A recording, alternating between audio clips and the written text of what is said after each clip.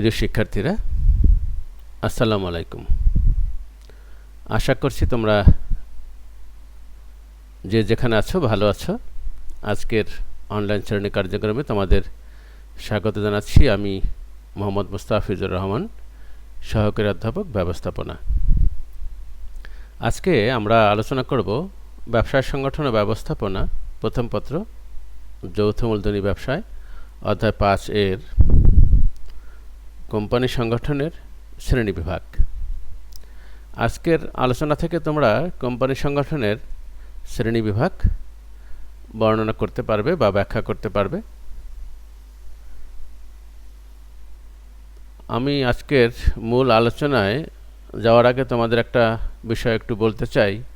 তা হলো যে ইদানিং আমরা লক্ষ্য করছি যে অনলাইন শ্রেণী কার্যক্রমে তোমাদের অংশগ্রহণ খুবই কম, যা আমাদেরকে হতাশ করে। আমি আশা করব তোমরা এই শ্রেণী কার্যক্রমে, অনলাইন শ্রেণী কার্যক্রমে অংশগ্রহণ করবে সকলেই। তাতেই আমাদের আজকে যে আয়োজন, সে আয়োজনটি সফল হবে। কারণ অনলাইন শ্রেণী কার্যক্রম শুধুমাত্র তোমাদের ভালোর জন্য করা হয়ে থাকে। তো তোমরা যদি অংশগ্রহণ করো তাহলে এই বিষয়টি সফল হবে। আশা করছি তোমরা সকলেই অত্যন্ত মনোযোগের সাথে এই অনলাইন ক্লাসগুলোতে অংশগ্রহণ করবে। তো এবার আসো আমরা মূল আলোচনায় ফিরি। কোম্পানি সংগঠনের শ্রেণীবিভাগ। প্রথমে একটা চিত্র আমরা একটু দেখে নিতে চাই। তো কোম্পানি সংগঠন তোমরা দেখতে পাচ্ছ একটা চিত্র। সেখানে প্রথমে আছে সনদপ্রাপ্ত কোম্পানি, তারপর বিধিবদ্ধ কোম্পানি, নিবন্ধিত কোম্পানি, অনিবন্ধিত কোম্পানি, অন্যান্য কোম্পানি। নিবন্ধিত কোম্পানিকে দুটো ভাগে ভাগ করছে। একটা হচ্ছে সসীম দায়সম্পন্ন কোম্পানি, অন্যটি হচ্ছে অসীম দায়সম্পন্ন কোম্পানি, যেটাকে আমরা সীমাহীনও বলতে পারি। আর সসীমকে আমরা বলি সীমিত দায়সম্পন্ন কোম্পানি। সসীম দায়সম্পন্ন কোম্পানিকে আমরা বলতে পারি সীমিত দায়সম্পন্ন, আর অসীম দায়সম্পন্ন কোম্পানিকে আমরা বলি সীমাহীন দায়সম্পন্ন কোম্পানি। এই সসীম দায়সম্পন্ন বা সীমিত দায়সম্পন্ন কোম্পানিকে আবার দুটি ভাগে ভাগ করেছে। একটা হচ্ছে প্রতিশ্রুতি মূল্য দ্বারা সসীম দায়সম্পন্ন কোম্পানি, অন্যটি হচ্ছে শেয়ার মূল্য দ্বারা সীমিত দায় বা সসীম দায়সম্পন্ন কোম্পানি। এই শেয়ার মূল্য দ্বারা সীমিত বা সসীম দায়সম্পন্ন কোম্পানিকে আবার দুটো ভাগে ভাগ করেছে। একটা হচ্ছে প্রাইভেট লিমিটেড কোম্পানি, অন্যটি হচ্ছে public limited company. Public limited কোম্পানিকে আবার কতগুলো ভাগে ভাগ করেছে। একটা হচ্ছে সরকারি কোম্পানি, বেসরকারি কোম্পানি। এ দুটো করা হয়েছে মালিকানার ভিত্তিতে, এবং নিয়ন্ত্রণের ভিত্তিতে করা হয়েছে হোল্ডিং কোম্পানি এবং সাবসিডিয়ারি কোম্পানি। তাহলে আসো এগুলো সম্পর্কে আমরা একটু বিস্তারিত আলোচনা করি। তো প্রথমে আমি আলোচনা করব সনদপ্রাপ্ত কোম্পানি। 1844 সালে ব্রিটেনে কোম্পানি আইন প্রতিষ্ঠিত হওয়ার আগে ইংল্যান্ডের রাজা বা রানীর বিশেষ সনদ বা ঘোষণা বলে যে কোম্পানি গঠিত হতো, সে কোম্পানিকে সনদপ্রাপ্ত কোম্পানি বলে। আমি আবার বলছি যে 1844 সালে ব্রিটেনে কোম্পানি আইনে বা কোম্পানি আইন প্রতিষ্ঠিত হওয়ার পূর্বে ইংল্যান্ডে রাজা বা রানীর বিশেষ সনদ বা ঘোষণা বলে যে কোম্পানি গঠিত হতো, সে কোম্পানিকে সনদপ্রাপ্ত কোম্পানি বলা হয়। তোমরা জানো যে প্রথমে ইংল্যান্ডে 1844 সালে এই কোম্পানি আইন পাশ করা হয়েছে। সেই কোম্পানি আইন পাশের পূর্বে, অর্থাৎ আগে, সেখানে ব্রিটেনে ইংল্যান্ডের যে রাজা বা রানী বিশেষ ঘোষণা বলে, যে সকল কোম্পানি গঠিত হতো সেই সকল কোম্পানিকে সনদপ্রাপ্ত কোম্পানি বলে। যেমন east India company, chartered bank of England, the bank of England, chartered mercantile bank of India ইত্যাদি। তাহলে বিষয়টি দাঁড়ালো যে 1844 সালের ব্রিটেনে কোম্পানি আইন প্রতিষ্ঠিত হওয়ার আগে ইংল্যান্ডের রাজা বা রানীর বিশেষ সনদ বা ঘোষণা বলে যে কোম্পানি গঠিত হতো সে কোম্পানিকে সনদ প্রাপ্ত কোম্পানি বলে। এরপর আসো বিধিবদ্ধ কোম্পানি। দেশের আইনসভা, সংসদ বা প্রেসিডেন্টের বিশেষ অধ্যাদেশ বলে গঠিত ও নিয়ন্ত্রিত কোম্পানিকে বিধিবদ্ধ কোম্পানি বলে। আমি আবার বলছি, দেশের আইনসভা বা সংসদে প্রণীত বিশেষ আইন অথবা প্রেসিডেন্ট বা দেশের রাষ্ট্রপ্রধান যিনি থাকেন তাদের অধ্যাদেশ বলে গঠিত, নিয়ন্ত্রিত ও পরিচালিত কোম্পানিকে বিধিবদ্ধ কোম্পানি বলে। বিধিবদ্ধ কোম্পানিকে আবার সংবিধিবদ্ধ কোম্পানিও বলে। তাহলে বিধিবদ্ধ কোম্পানির সমর্থক আরেকটি শব্দ হচ্ছে বিধিবদ্ধ বা সংবিধিবদ্ধ। এটা তোমাদের মনে রাখবে তোমরা। তাহলে কি দাঁড়ালো বিষয়টি? বিধিবদ্ধ কোম্পানি হলো দেশের আইনসভা, সংসদ বা প্রেসিডেন্টের বিশেষ অধ্যাদেশ বলে গঠিত, নিয়ন্ত্রিত ও পরিচালিত কোম্পানিকে বিধিবদ্ধ কোম্পানি বলে। যেমন আমাদের দেশের বাংলাদেশ ব্যাংক, বাংলাদেশ বিমান, বিআরটিএ, বিসিআইসি, ওয়াসা ইত্যাদি এ ধরনের প্রতিষ্ঠান। এরূপ প্রতিষ্ঠানের মালিক মূলত সরকার, মানে সরকারি মালিকানায় এ ধরনের প্রতিষ্ঠান পরিচালিত হয়। তাহলে আশা করছি তোমরা বিধিবদ্ধ কোম্পানি কি বুঝতে পেরেছ।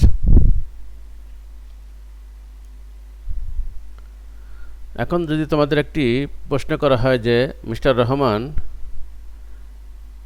একটি কোম্পানিতে চাকরি করেন অথবা তিনি বাংলাদেশ বিমানে চাকরি করেন,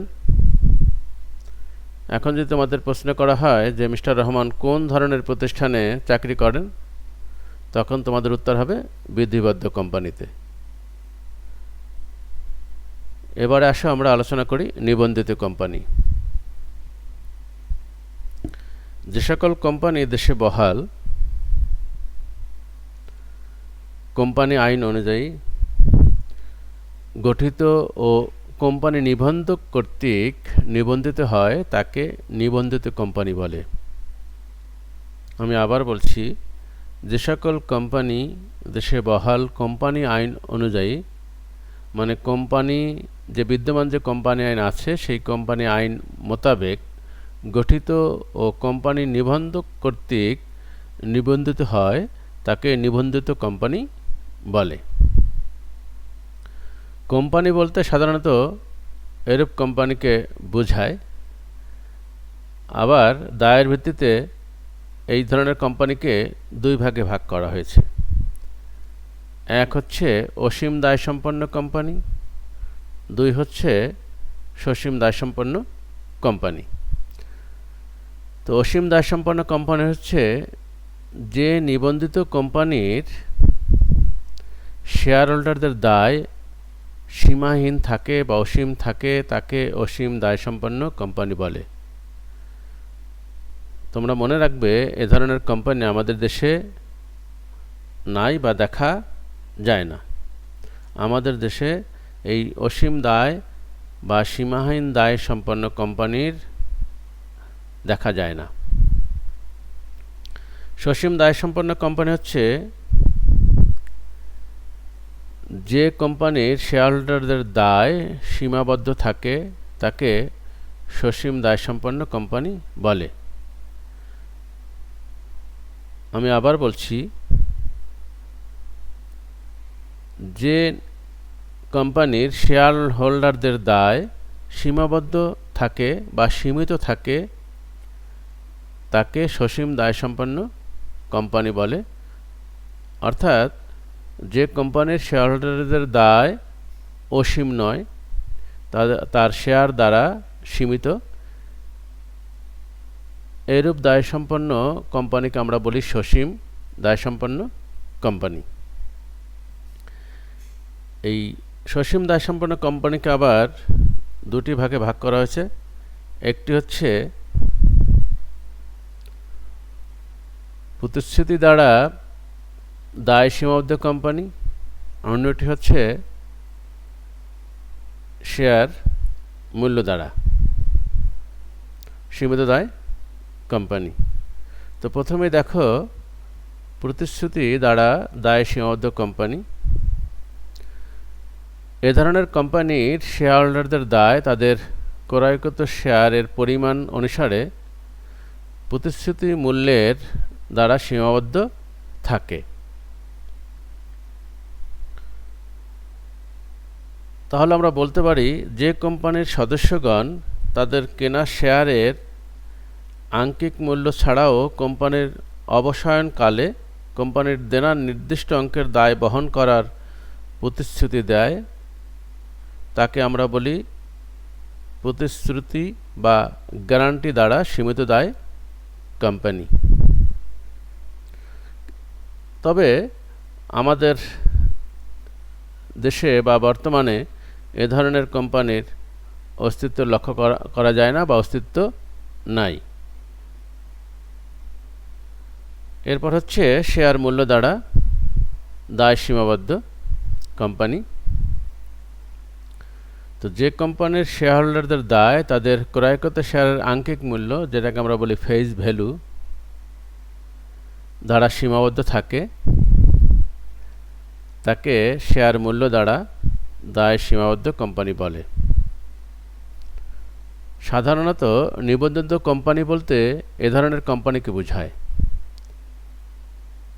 যে সকল কোম্পানি নিবন্ধিত সে ধরনের কোম্পানিকে আমরা বলি শেয়ার মূল্য দ্বারা দায় সীমাবদ্ধ কোম্পানি, এবং এ ধরনের কোম্পানির শেয়ার হোল্ডারদের দায় তাদের যে ক্রয়কৃত শেয়ার এবং সেই শেয়ারের যে মূল্য থাকে তা দ্বারা সীমাবদ্ধ থাকে, এবং শেয়ারের মূল্য পর্যন্তই তাদেরকে দায়ী করা যায় বা তাদের দায় থাকে।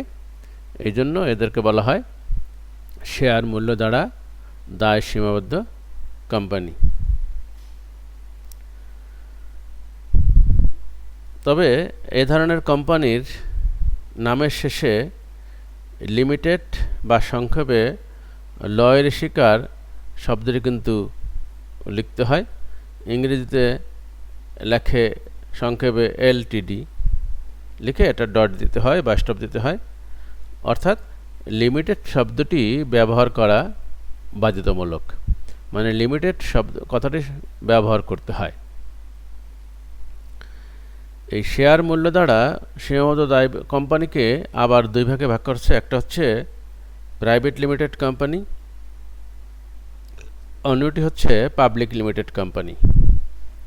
তো প্রাইভেট লিমিটেড কোম্পানি হলো যে শেয়ার দ্বারা দায় সীমাবদ্ধ কোম্পানির সর্বনিম্ন সদস্য সংখ্যা 2 এবং সর্বোচ্চ সদস্য সংখ্যা 50 জনে সীমাবদ্ধ, জনসাধারণের উদ্দেশ্যে শেয়ার ক্রয় বিক্রয় নিষিদ্ধ এবং পরিমেল নিয়মাবলীর বিধান দ্বারা শেয়ার হস্তান্তর অযোগ্য ঘোষিত হয়, তাকে প্রাইভেট লিমিটেড কোম্পানি বলে।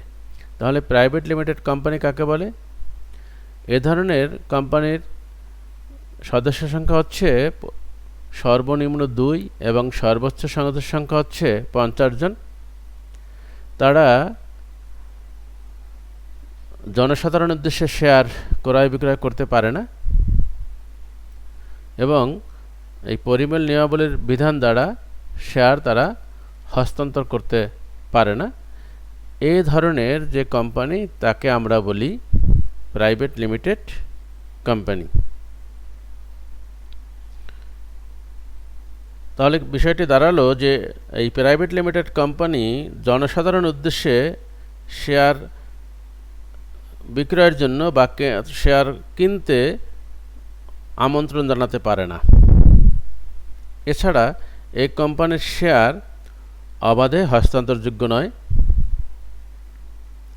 সাধারণত দেখা যায় বন্ধু-বান্ধব ও আত্মীয়স্বজনদের নিয়ে এ ধরনের কোম্পানি গঠিত হয়ে থাকে এবং এ ধরনের কোম্পানির নামের শেষে প্রাইভেট বা সংক্ষেপে পিভিটি, কখনো পিটিই শব্দ যোগ করতে হয়। তাহলে পাবলিক লিমিটেড আগে আমরা বলেছিলাম যে লিমিটেড শব্দটি লিখতে হয়, প্রাইভেটের ক্ষেত্রে লিখতে হয় প্রাইভেট লিমিটেড। আশা করছি তোমরা প্রাইভেট লিমিটেড কোম্পানি কি বুঝতে পেরেছো। আবারও আমি বলছি যে এই ধরনের কোম্পানির ন্যূনতম সদস্য সংখ্যা হচ্ছে 2 জন এবং সর্বোচ্চ হচ্ছে 50 জন। এ ধরনের কোম্পানি জনসাধারণ উদ্দেশ্যে শেয়ার কেনার আমন্ত্রণ জানাতে পারে না, কোম্পানি শেয়ার অবাধে হস্তান্তর করতে পারে না। সাধারণত আত্মীয়স্বজন বন্ধুবান্ধব মিলে এ ধরনের কোম্পানি গঠন করে থাকে বা গঠন করতে হয় এবং কোম্পানি প্রাইভেট লিমিটেড কোম্পানি হলে নামের শেষে প্রাইভেট লিমিটেড কথাটি লিখতে হয়। এবার আসো পাবলিক লিমিটেড কোম্পানি। তো পাবলিক লিমিটেড কোম্পানির সদস্য সংখ্যা হচ্ছে সর্বনিম্ন বা ন্যূনতম হচ্ছে 7 জন এবং সর্বোচ্চ সদস্য সংখ্যা হচ্ছে শেয়ার দ্বারা সীমাবদ্ধ বা সীমিত। স্মারকলিপিতে বর্ণিত শেয়ারের সংখ্যা থাকে তার দ্বারা সীমাবদ্ধ। এই পাবলিক লিমিটেড কোম্পানির শেয়ার অবাধে হস্তান্তরযোগ্য এবং কোম্পানির শেয়ার ও ঋণপত্র জনগণের উদ্দেশ্যে ক্রয় বিক্রয়ের আহ্বান জানানো যায়। এ ধরনের কোম্পানিকে আমরা বলি পাবলিক লিমিটেড কোম্পানি। তাহলে আমি আবার বলছি, কমপক্ষে 7 জন এবং সর্বোচ্চ শেয়ার দ্বারা সীমিত যে কোনো সংখ্যক সদস্য নিয়ে যে কোম্পানি গঠিত হয় তাকে আমরা বলতে পারি বা বলি পাবলিক লিমিটেড কোম্পানি। এই পাবলিক লিমিটেড কোম্পানির শেয়ার বাজারে বিক্রয়ের জন্য সাধারণ জনগণকে আহ্বান করা যায় এবং এই শেয়ার অবাধে হস্তান্তরযোগ্য এবং সেটা করতে হয় শেয়ার মার্কেটের মাধ্যমে। তোমরা জানো স্টক এক্সচেঞ্জে, তোমরা জানো ঢাকা স্টক এক্সচেঞ্জ এবং চিটাগং স্টক এক্সচেঞ্জের মাধ্যমে এই শেয়ার ক্রয় বিক্রয় করা হয়। আর কোম্পানি যখন বিক্রয় করে তখন জনসাধারণের উদ্দেশ্যে বিক্রয় করার জন্য তারা পত্রিকায় বিজ্ঞপ্তি দেয় বা আহ্বান করে। তখন সাধারণ জনগণ শেয়ার ক্রয়ের জন্য আবেদন করে, তখন তারা শেয়ার ক্রয় করতে পারে। এছাড়া সেকেন্ডারি মার্কেট, যেটাকে আমরা বললাম স্টক এক্সচেঞ্জ, থেকেও এই শেয়ার ক্রয় বিক্রয় করা যায়। এই পাবলিক লিমিটেড কোম্পানিগুলোকে আবার কতগুলো ভাগে ভাগ করেছে। প্রথম হচ্ছে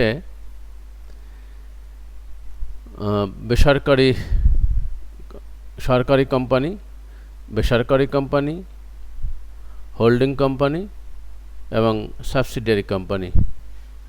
শিক্ষার্থীরা এখানে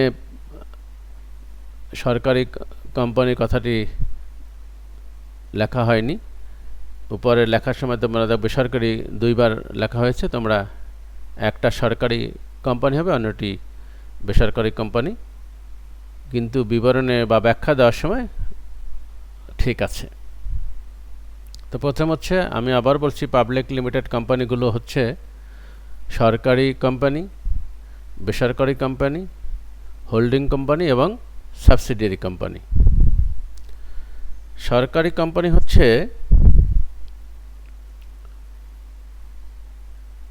যে সসীম দায়সম্পন্ন কোম্পানি সকল শেয়ার বা কমপক্ষে 51% হচ্ছে 50%-এর বেশি।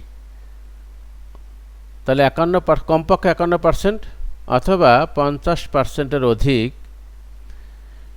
শেয়ার সরকারি মালিকানায় থাকে তাকে সরকারি কোম্পানি বলে। এখন আমি যদি তোমাদেরকে প্রশ্ন করি যে মিস্টার রহমান একটি প্রতিষ্ঠানে চাকরি করেন, সেখানে 70% শেয়ার বা 70 ভাগ শেয়ার মালিকানা সরকারের।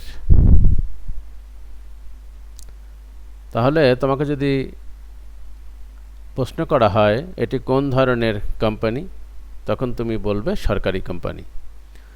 আমি আবার বলছি, যে কোম্পানির সকল শেয়ার বা কমপক্ষে সব শেয়ার থাকতে পারে অথবা কমপক্ষে 51% শেয়ারের মালিকানা সরকারের হাতে থাকে তাকে সরকারি কোম্পানি বলে। এ ধরনের কোম্পানির সংখ্যাগরিষ্ঠ সংখ্যক শেয়ারের মালিক থাকে সরকার, যার জন্য কোম্পানির পরিচালনা ও নিয়ন্ত্রণের দায়িত্ব সরকারের হাতেই থাকে। সাধারণত জাতীয় গুরুত্বপূর্ণ, জনকল্যাণমূলক ও আর্থিক ঝুঁকিপূর্ণ খাতে সরকার এ ধরনের ব্যবসায়ের দায়িত্ব নিয়ে থাকে। আশা করি তোমরা বুঝতে পেরেছ। এবারে আমি আলোচনা করব বেসরকারি কোম্পানি। যে সসীম দায়বিশিষ্ট কোম্পানির সকল বা অধিকাংশ শেয়ারের বেসরকারি মালিকানায় থাকে তাকে বেসরকারি কোম্পানি বলে। অর্থাৎ যদি যে কোম্পানির সকল বা অধিকাংশ শেয়ার বেসরকারি মালিকানায় থাকে তাকে বলি আমরা বেসরকারি কোম্পানি। যেমন সকল শেয়ার থাকতে পারে অথবা 50%-এর কম সরকারি থাকতে পারে শেয়ার মালিকানা সরকারের, আর 50%-এর বেশি হচ্ছে বেসরকারি মালিকানায়। এ ধরনের যে কোম্পানি তাদেরকে বলা হয় বেসরকারি কোম্পানি। সাধারণত জনগণই এই জাতীয় কোম্পানির প্রবর্তক, মালিক ও পরিচালক হয়ে থাকে। সরকারি মালিকানা ছাড়া সব প্রাইভেট ও পাবলিক লিমিটেড কোম্পানি বেসরকারি কোম্পানির অন্তর্ভুক্ত হয়ে থাকে। তাহলে সরকারি কোম্পানি হচ্ছে সরকারের মালিকানায় থাকবে সকল শেয়ার বা কমপক্ষে 51%, অর্থাৎ 50%-এর অধিক শেয়ার। আর বেসরকারি কোম্পানি হলে বেসরকারি কোম্পানির মালিকানায় থাকবে সকল শেয়ার বা 50%-এর বেশি শেয়ার থাকবে বেসরকারি মালিকানায়, আর 50%-এর কম শেয়ার মালিকানা যদি সরকার থাকে তখন সেটাকে আমরা বলবো বেসরকারি কোম্পানি। আর 50%-এর অধিক শেয়ার যদি সরকারি মালিকানায় থাকে বা সকল শেয়ার যদি সরকারি মালিকানায় থাকে তখন তাকে আমরা বলবো সরকারি কোম্পানি। এবারে আসো আমরা আলোচনা করব হোল্ডিং কোম্পানি। একটু মনোযোগ সহকারে শুনতে হবে। হোল্ডিং এবং সাবসিডিয়ারি কোম্পানি।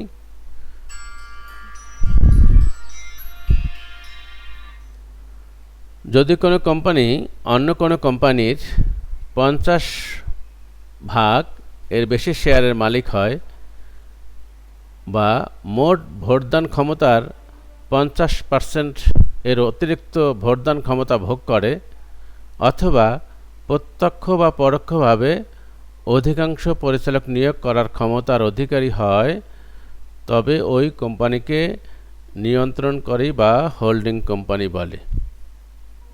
মেয়েরা, আমি আবার বলছি,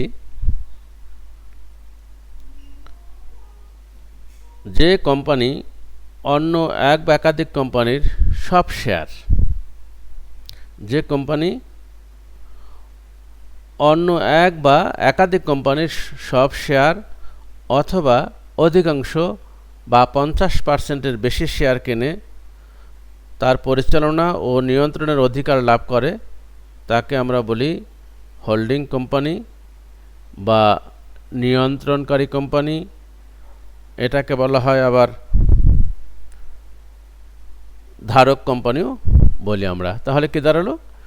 যদি কোনো কোম্পানি অন্য কোনো কোম্পানির বা এক বা একাধিক কোম্পানির 50%-এর বেশি শেয়ারের মালিক হয়, ভোটদান ক্ষমতার 50%-এর অতিরিক্ত ভোটদান ক্ষমতা থাকে এবং প্রত্যক্ষ বা পরোক্ষভাবে অধিকাংশ পরিচালক নিয়োগ করার ক্ষমতার অধিকারী হয় তখন তাকে বলে হোল্ডিং কোম্পানি বা নিয়ন্ত্রণকারী কোম্পানি বা ধারক কোম্পানি। এখন যদি তোমাদের একটি প্রশ্ন করি যে এবিসি কোম্পানি XYZ কোম্পানির 60% শেয়ারের মালিক এবং মোট ভোটদানের ক্ষমতার 50%-এর অতিরিক্ত ভোটদান ক্ষমতা ভোগ করে। এখন আমি তোমাদের প্রশ্ন করলাম যে এবিসি কোম্পানি কোন ধরনের কোম্পানি? তোমাদের সহজ উত্তর হবে হোল্ডিং কোম্পানি। এখন তোমরা এবিসি কোম্পানি হোল্ডিং কোম্পানি বলতে পারলে, কিন্তু XYZ কোন কোম্পানি সেটা হবে একটু পরে, আমি যখন সাবসিডিয়ারি কোম্পানি বলবো সেটাও তোমাদের কাছে পরিষ্কার হবে। তবে এখন আমি বলছি XYZ হচ্ছে সাবসিডিয়ারি কোম্পানি বা অধীন কোম্পানি। তাহলে এখন আসি আমরা সাবসিডিয়ারি কোম্পানি বলি। কোনো কোম্পানির 50%-এর বেশি শেয়ার বা ভোটদান ক্ষমতা অন্য কোম্পানির অধীন থাকলে, আমি আবার বলছি, কোনো কোম্পানির 50%-এর বেশি শেয়ার বা ভোটদান ক্ষমতা অন্য কোনো কোম্পানির অধীনে থাকলে বা সংখ্যাগরিষ্ঠ পরিচালক নিয়োগের প্রত্যক্ষ বা পরোক্ষ ক্ষমতা অন্য কোনো কোম্পানির অধীনে থাকলে তাকে সাবসিডিয়ারি বা অধীনস্থ কোম্পানি বলে। তো কিছুক্ষণ আগে আমি যে একটি সৃজনশীলের উদাহরণ দিয়েছিলাম যে এবিসি কোম্পানি XYZ কোম্পানির 50% শেয়ারের মানে 60% শেয়ারের মালিক এবং 50%-এর বেশি ভোটদান ক্ষমতা রাখে, তাহলে কোনটি এবিসি কোম্পানি কোন ধরনের কোম্পানি? তোমাদের উত্তর ছিল হোল্ডিং কোম্পানি। তাহলে এখানে XYZ এখন কি সাবসিডিয়ারি বা অধীন কোম্পানি? কারণ এবিসি কোম্পানি XYZ কোম্পানির বেশিরভাগ শেয়ারের মালিক এবং ভোটদান ক্ষমতার মালিক বা তারা পরিচালক নিয়োগ করতে পারে। আর XYZ হচ্ছে এবিসি কোম্পানির অধীন বা তাদের নিয়ন্ত্রণে, এই জন্য এটাকে বলা হয় সাবসিডিয়ারি কোম্পানি। তাহলে কি দাঁড়ালো যে যদি কোনো কোম্পানি অন্য কোনো কোম্পানির 50%-এর বেশি শেয়ারের মালিক হয় এবং মোট ভোটদান ক্ষমতার 50% অতিরিক্ত ভোটদান ক্ষমতা ভোগ করে, প্রত্যক্ষ বা পরোক্ষভাবে অধিকাংশ পরিচালক নিয়োগ করে, তাকে আমরা বলি হোল্ডিং কোম্পানি। এবং কোনো কোম্পানির 50% বেশি শেয়ার বা ভোটদান ক্ষমতা অন্য কোনো কোম্পানির অধীনে থাকলে, আমি আবার বলছি অন্য কোনো কোম্পানির অধীনে থাকলে বা সংখ্যাগরিষ্ঠ পরিচালক নিয়োগের প্রত্যক্ষ বা পরোক্ষ ক্ষমতা অন্য কোনো কোম্পানির অধীনে থাকলে তাকে সাবসিডিয়ারি বা অধীনস্থ কোম্পানি বলে। এবার হচ্ছে অনিবন্ধিত কোম্পানি। অনিবন্ধিত কোম্পানি হলো 7 সদস্যের অধিক সদস্য নিয়ে গঠিত কোনো অংশীদারি ব্যবসায় বা সমিতি যা কোম্পানি আইনের আওতায় নিবন্ধিত নয়। অনিবন্ধিত কোম্পানি হচ্ছে যে কোম্পানি 7 সদস্যের অধিক সদস্য নিয়ে গঠিত কোনো অংশীদারি ব্যবসায় বা সমিতি এবং সেটি কোম্পানি আইনের আওতায় নিবন্ধিত নয়, এ ধরনের কোম্পানিকে আমরা বলি অনিবন্ধিত কোম্পানি। কোম্পানি আইনের 371 ধারা অনুযায়ী অনিবন্ধিত কোম্পানির সদস্য সংখ্যা হয় 7 জন। 1994 সালের বাংলাদেশে যে কোম্পানি আইন পাশ হয়েছে সে অনুযায়ী এরূপ প্রতিষ্ঠানকে কোম্পানি বলা চলে না বা কোম্পানি বলে না। আমাদের দেশে কার্যত এরূপ কোনো কোম্পানির অস্তিত্ব নেই। মোট কথা, অনিবন্ধিত কোম্পানি 1994 সালের কোম্পানি আইন মোতাবেক একটি কোম্পানি নয়। তাছাড়া আমাদের দেশে এ ধরনের কোম্পানির অনিবন্ধিত কোম্পানির প্রচলন নেই। এবারে আমি এতক্ষণ যে আলোচনা করলাম যে বিভিন্ন কোম্পানি, এছাড়াও কিছু কোম্পানি আছে যেগুলোকে আমরা বলি অন্যান্য কোম্পানি। তো প্রথম হচ্ছে বিদ্যমান কোম্পানি। বিদ্যমান মানে যেটা এখনো আছে, চলছে, এরকম কোনো কোম্পানি।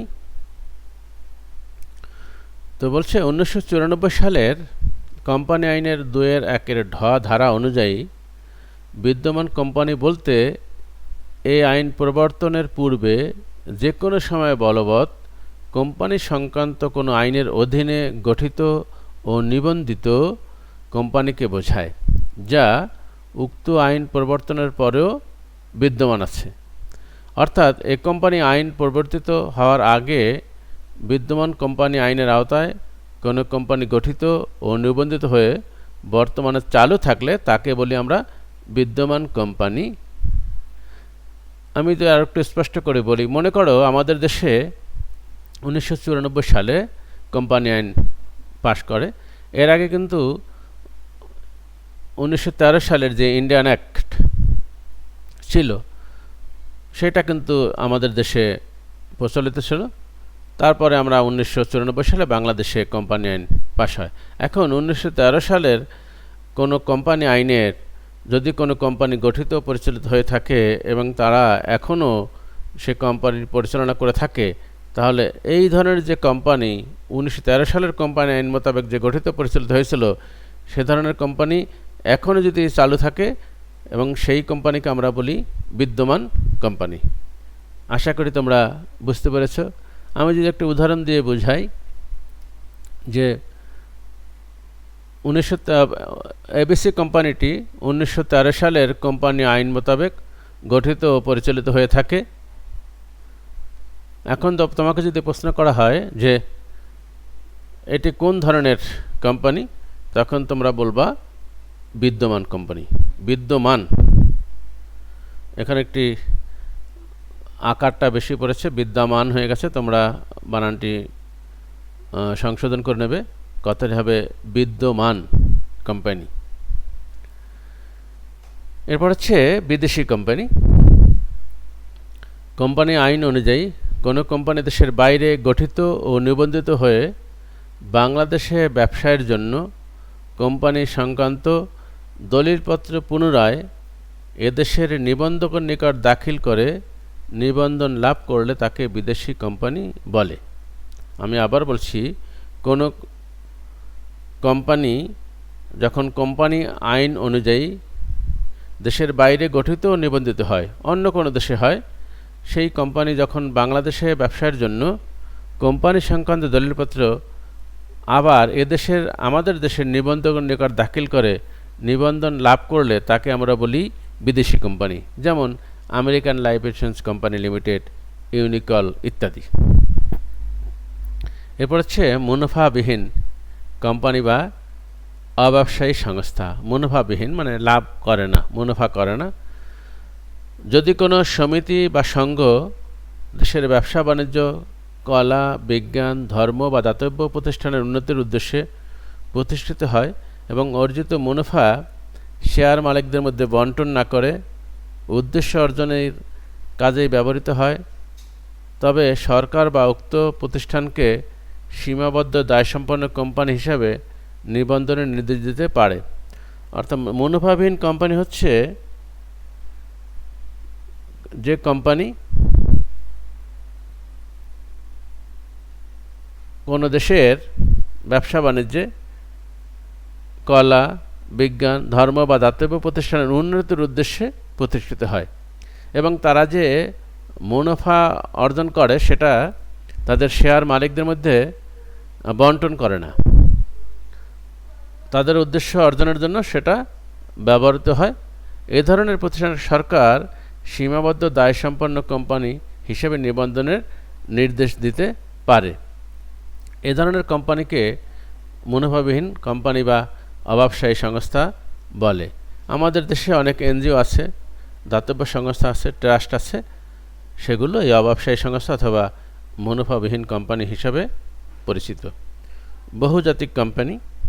যখন কোনো কোম্পানির মালিকানা, ব্যবস্থাপনা ও নিয়ন্ত্রণ একটি নির্দিষ্ট দেশের প্রধান অফিসের মাধ্যমে বিশ্বের অন্য কোনো দেশে পরিচালিত হয়, তখন তাকে বহুজাতিক কোম্পানি বলে। যেমন Nestle, Unilever, Coca Cola, Hong Kong Shanghai banking corporation ইত্যাদি।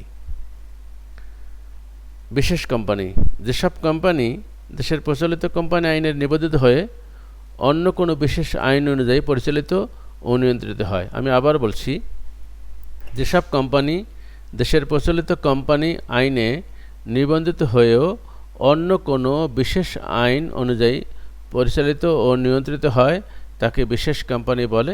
যেমন আমাদের দেশের বীমা কোম্পানি এবং ব্যাংকিং কোম্পানিসমূহ বিশেষ কোম্পানি হিসাবে পরিচিত বা গঠিত ও পরিচালিত হয়ে থাকে। তো এগুলো হচ্ছে মোটামুটি কোম্পানির শ্রেণীবিভাগ। আমার বিশ্বাস তোমরা কোম্পানির সংগঠনের শ্রেণীবিভাগ বুঝতে পেরেছ। আজকের যে আলোচনা হলো আমার বিশ্বাস তোমরা মনোযোগের সাথে শুনেছ। দু একটি বানান মুদ্রণজনিত কারণে বা কম্পোজের কারণে ভুল থাকতে পারে।